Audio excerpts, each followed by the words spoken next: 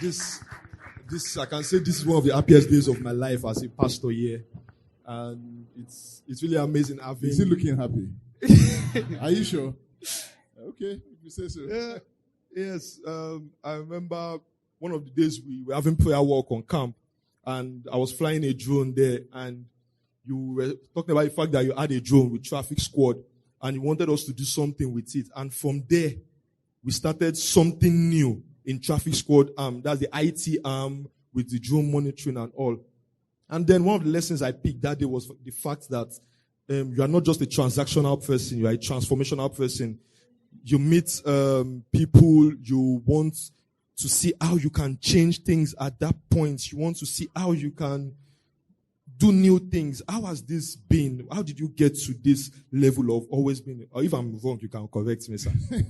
No, well, you go through life and you see quite a bit. I started off probably at the age of 16, being born again, hot for God.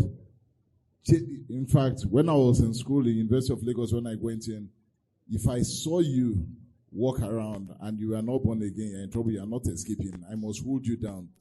It was that serious. Daddy Joe was somebody who I learned at his feet back then. Born again at what it used to be called Cemetery Road. At Ebutemeta. But then something happened. I got seriously disappointed. And in that disappointment, I left. I just strayed away and I went. So a lot of the challenges that young people will face today with the temptations, with everything, I experienced it all. I went fully away into the world. I did whatever I could, chased whatever I could, whatever a lot of people are doing today. They build business, chase money, do all of those things. I did all that. I started building a business, quote unquote, outside of Christ. I began to live a life outside. And then, roughly about the time I turned 33, 34, thereabouts, one day, it dawned on me. By this time, I had a son, I was married, I'd already set up a business. Had I paid? I probably had, yes. I had a house already. And so as far as the young people, my peers and all of that would be concerned, when they looked at me, they would say, this person is who we would like to be like. As at the age of 33 then? As at the age of 33.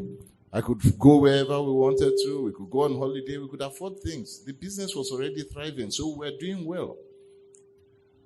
But along with money and along with a business and a young man who was no longer in Christ, comes a lot of other distractions.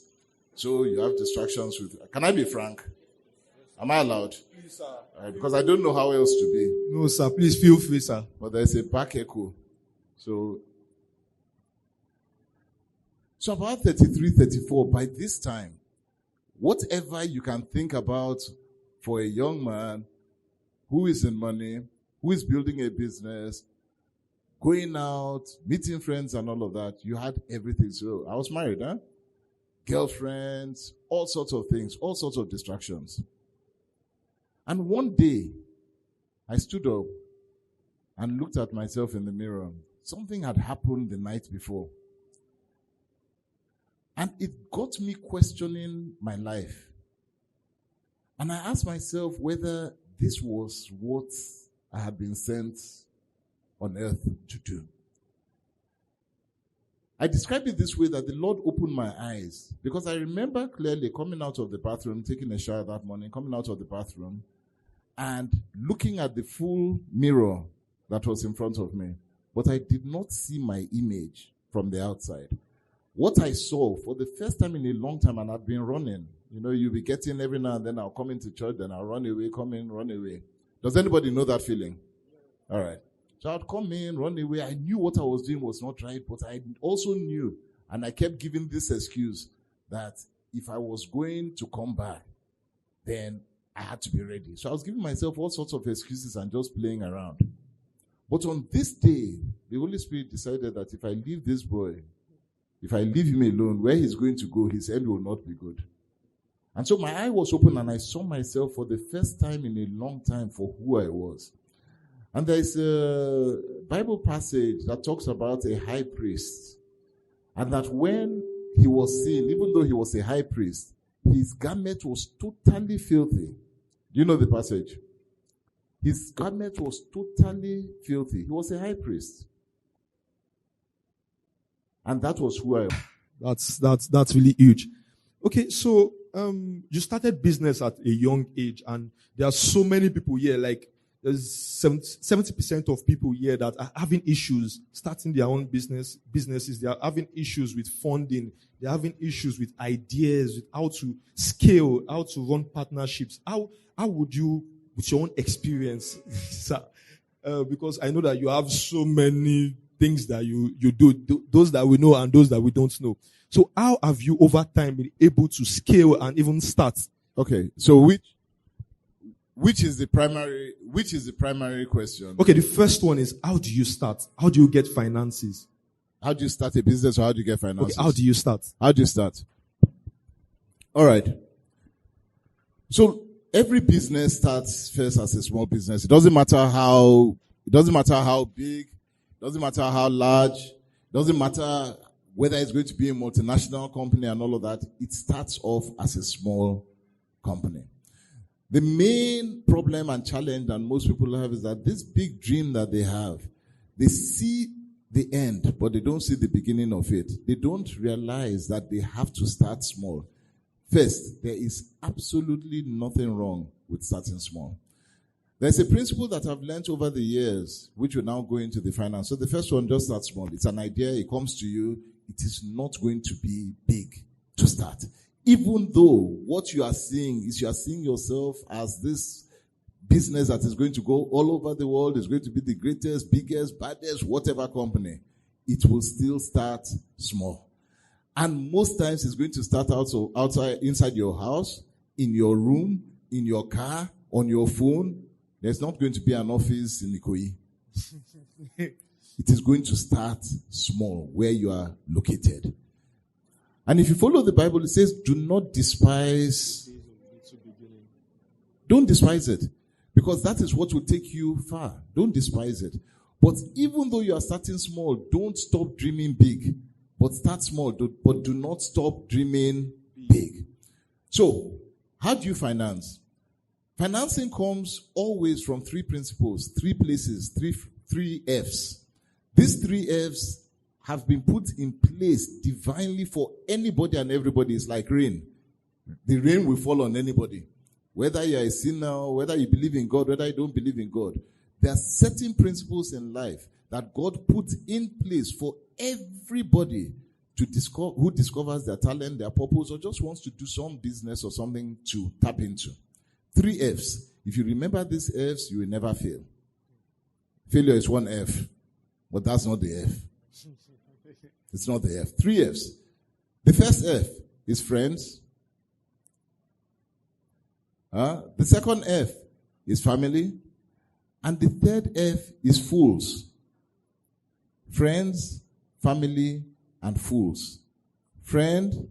What's the second one? Family. What's the third one? Fools. Friends, family, fools. These three have been divinely located to help you start. These three have been what? Divinely located to help you start. If you abuse them, if you abuse those opportunities, then your start is going to be hard. So, let us start with family, not friends. Let's start with family. So, you have an idea. You have been dreaming and pushing this idea. You want it to work. You need funds for this business, whatever it is. Whatever it is. You want money to start. The first place that you are almost always going to go to is your family. First place. Why? They know you the most. Why? They've been with you. You are most comfortable with them. You will go to family first. And the family is either your father, your mother, if you don't have any of them, your brother, your sister, whoever took care of you. Family, you will go there first. The first time you go to family, whether it's your parents or not, whoever, the first time you go to family with your idea, what's going to happen? They will not question you much. They know that you are doing something. Rather than sit at home, you have an idea, you want to push it and all of that, they will not question your business idea. What they will do is that, okay, my son is trying to be an entrepreneur, my daughter wants to be this, they will give you the money to do it. The first time, it's very easy to get that money. But because it comes so easily, most people, 90% of people who get money from family the first time, they blow it. True. They just waste it. They haven't thought the idea through. Nobody has questioned them about it. They just got the money easy. They blew it. After that money comes, remember you're talking about financing your business. After the first time, what happens the second time? Where do you go to? You don't go to friends first. Where do you go to? You go back to family. So the next thing you do is you go back to that same person. This time around, will they be harder? Will they be more difficult? They will be more difficult. They will question you a bit more. Oh, what happened to that idea? Oh, it was a bad idea. Somebody stole the money. They cheated me. You have all sorts of excuses. They'll say, no problem. Okay, so what do you want to do? You know, that business is no longer good. Let me try another business. No problem. Or you want to go back to the business, whatever. Will they give you the money a second time? Likely.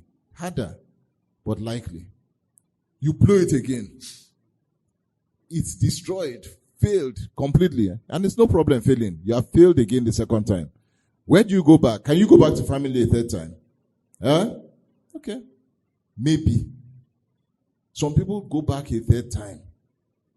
But it's much harder. Will they give it to you this time? Unlikely. Hardly. Maybe. If they give it to you, that's 3 times. So your family is now finding it hard. You don't want to go to them and all of that. So you remember your best friend. You people were in school together. You grew up together. You are best of friends. You've been talking about this idea that you have. So what happens? You fall on your friend. Your best friend. You've grown up together. Your friend knows your dreams, your passion. You have been talking, 2 of you have been talking about this music career since you were children, actor, whatever.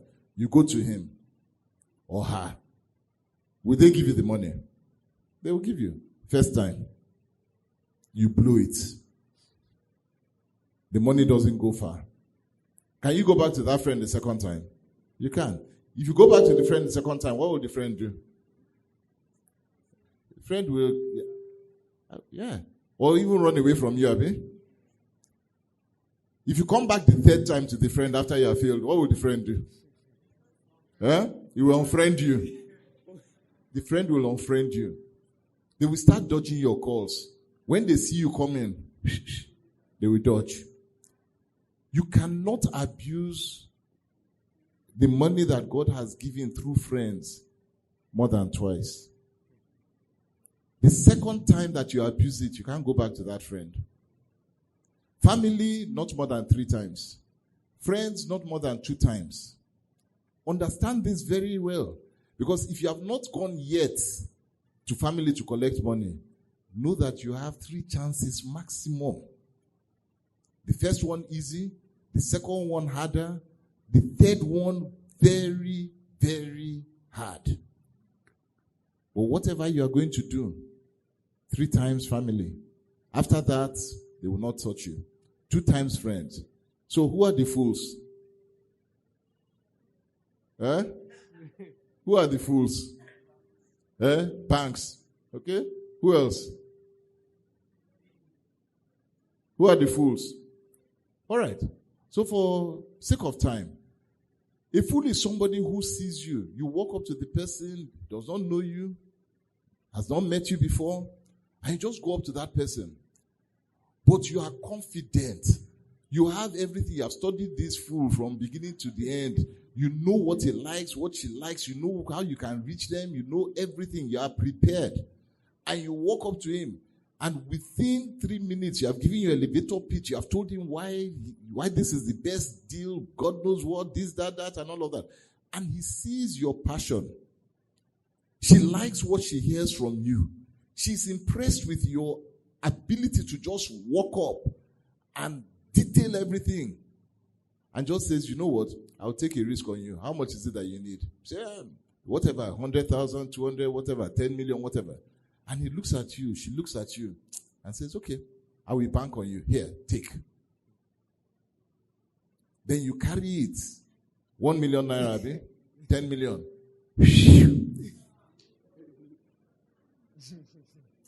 You have been waiting for that office. Now you want to show your neighborhood that you have arrived. So you go and buy one new car. You haven't done the business. So packaging is important. So you go and package yourself with the whole money. And the business fails. Can you go back to that fool? Lie, Abi. Fools one time. But for everybody who is going to start a business, remember these principles. God places around you. It's not far. They're not far.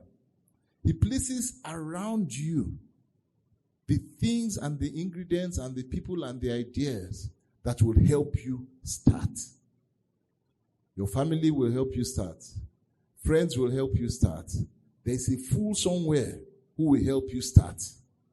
But once you have abused all of this, then for you to now get money to start a business is going to be hard.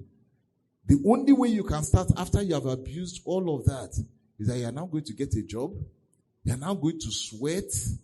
You are now going to work hard. You will save plenty. And that same amount of money that you could have gotten from any one of them, you are now going to take it from your own sweat and go and start small again. Of everything that I said, we came here to talk about business, life, all sorts of things. But of everything that I've discovered in life, the generation that I know that holds truly the freedom of this nation is yours. I don't want you to take it as light words. I'm telling you from experience. I was you 25 years ago, 30 years ago. And I was in your position back then when my father ran for politics and they set up political office and all of those things. And I was you looking at the entire terrain of politics and saying that what kind of nonsense is this? That I'm not interested at all. And then focused 100% on building a business. Left Nigeria to be run by all sorts of things. What that decision did was that it created a vacuum that allowed things to just slide to what it is today. Today there's another generation that sits in the position where we were then. And that generation in 20 years' time is the generation that will be sitting down in the position of power. And that is you. Please think, 20 years is not far. When you look at your ages today, from the ages that I look around here, you are somewhere between 20, 30, 35 maximum.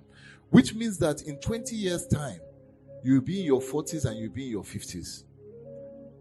It's your generation that will be doing things, running things. The relationships you build now is what will affect Nigeria then. If you are not interested at all in what is happening in Nigeria, then you do yourself a disservice. Many of you are looking to go abroad. I know I don't want to ask the question. The opportunity to go, you've left. And it's okay. I'm not going to have a discussion to stop this generation to say don't leave. I won't stop you. But for every Nigerian, I've not seen yet the one Nigerian that has been able to get up and leave and take his entire family, extended family, the entire village, everybody along with them. So no matter how much you leave, you're going to have an uncle, a cousin, a brother, a friend, a schoolmate, somebody who cannot go, who will still be here. And what will happen is that every amount of money that you make there, you will still be sending it back here to pay for hospital bills, school bills, funerals, somebody was kidnapped, something. So even though you may physically have escaped, your money still comes back. Your sweat still comes back. So you cannot escape not doing something now. So my advice to you is please be interested. Be very interested in those of us that have made the transition. We're not many. Be very interested in those of you, your own mates, that are interested in going. Support them. Be interested in what is happening. Look around. Just be interested in what's happening. And use your mouth and your action to make sure that 20 years from now, you will not be having the scenario that we're having today. It's your generation that will change it.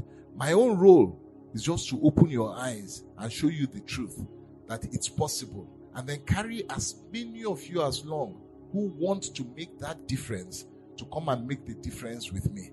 But I guarantee you, as God is my witness, within the next 20 years, the kind of leaders and politicians that we will have in Nigeria will be absolutely nothing that looks like what we have today. You will have the best, you will have those of merit, you will have people that you will be proud of, people that you can look up to and say, this is a true leader. Not just transformational, but one that cares about the people. But it's your choice, and it's for you to make that happen. For those who want to leave, I won't stop you. But for anybody who has made up their mind that they're going to make this country a difference, then you be the difference. Your impact will be felt far.